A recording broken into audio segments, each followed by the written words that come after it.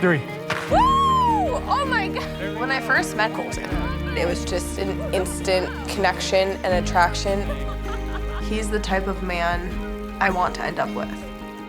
Prior to coming onto this in January, I had a relationship with Tia, but the timing wasn't right. I'm really struggling here. Of course, I'm gonna hope that he's here for me and that he didn't come into this hoping it was Tia. I cannot move forward with him until I do sit down and have a chat. Are you ready for this for me? Yes.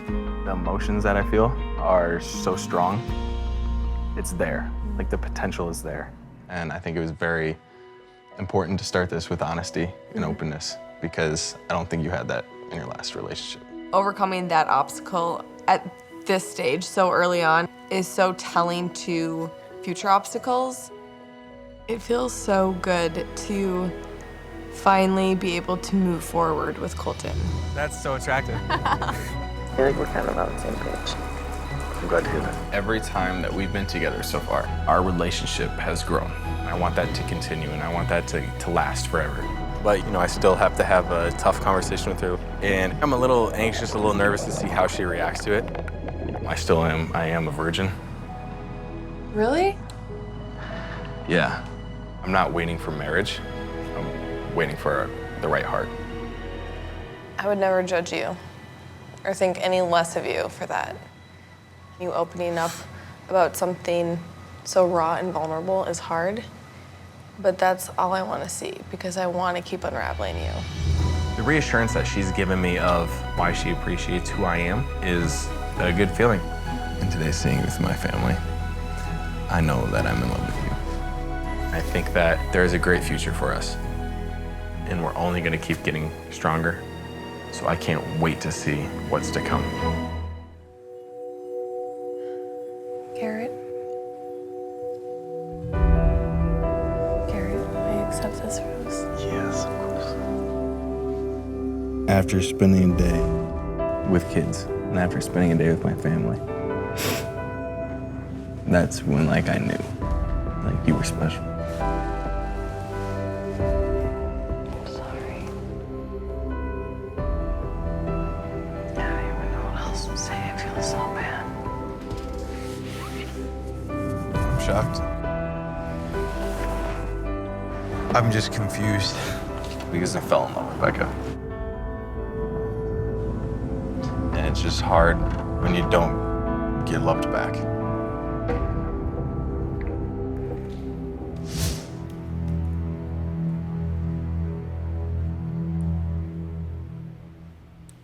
Looking at that, how surprised were you that night after the hometowns that she said goodbye? I was as confident as anyone could have been, and I had a conversation about talking about next week. So I wasn't even thinking in my head, you know, I was going home that night. I was so caught off guard. I was so confused, and, you know, I was lost for words. Do you still stand behind that statement of you were in love with Becca? Yeah. That was real. 100%. I mean, I challenge any decent human being to spend the time that I spent with Becca and to see who she is and not fall in love. Because, you know, I wasn't even thinking about Tia. We all moved on. The last time I spoke to Tia was at the spa date. I was so focused and so invested in my relationship with Becca. And I hate to call it a red flag, but I mean, Becca, she's looking for any type of signs from any of the guys of, you know, who's gonna be here for me for the rest of my life. And the fact that one of her best friends came back and spoke her truth, I can't fault Tia for that, but, you know, it was tough to hear. And just to clear up your side of this, for everybody, what was your relationship with Tia? Yeah, I know on the show I called it a relationship because the fact of the matter, anytime you talk with somebody, you have a relationship, right? So I spent time with her before The Bachelor actually even aired. This is before The Bachelor, talking about Ari season. Yeah, and she knew that I was going on to The Bachelorette. She knew that I was a finalist for the show, and she was encouraging of it. So I had no clue that she still had those feelings and that she would come back. A lot of tough conversations you had to have. Another one was about your virginity. And I know the reason you brought it up is you wanted to share this with the woman you were falling in love with. How do you feel Becca responded? Publicly speaking, she caught some heat for getting up and leaving the table. But for me, she knew how hard of a conversation that was for me, that she wanted to really take the time to gather her thoughts and articulate something back to me that was just as meaningful. So I didn't view that as disrespect. And I know that Becca can speak to this when she comes out, but I know for a fact she did respect that very much. How difficult was that to essentially broadcast to not just Becca, but to everybody? I think that's something that for me was the hardest thing I've ever had to do in my life. I mean, it's hard for me to even talk about right now. But growing up and, being an athlete, it's something that I was ashamed of because it was so openly talked about, in our community. So I made up a lot of lies and I hid it and I was ashamed of it. So even being up here tonight and getting cheap shots thrown at me about being a because I haven't seen one, that hurts.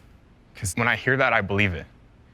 And I feel like people think I'm less of a man because of that. That's the hardest thing for me to hear. That's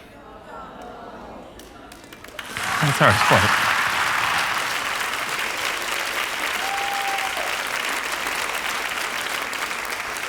I mean, it's just something as an athlete, you build this wall up that you don't let your opponents see you sweat, and you don't let anybody get to you. But the fact is, you hold a lot of things in for a long time in your life, and it gets to you. It's not that I hold it above anybody else or it makes me a better person. It's just part of who I am. And it's sort of sad that it's viewed as baggage or a red flag or skeletons in a closet. And I think that, hopefully it's something that's respected so I can continue to try to speak my truth.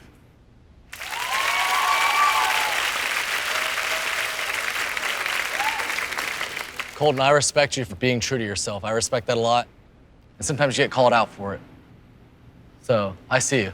Appreciate it.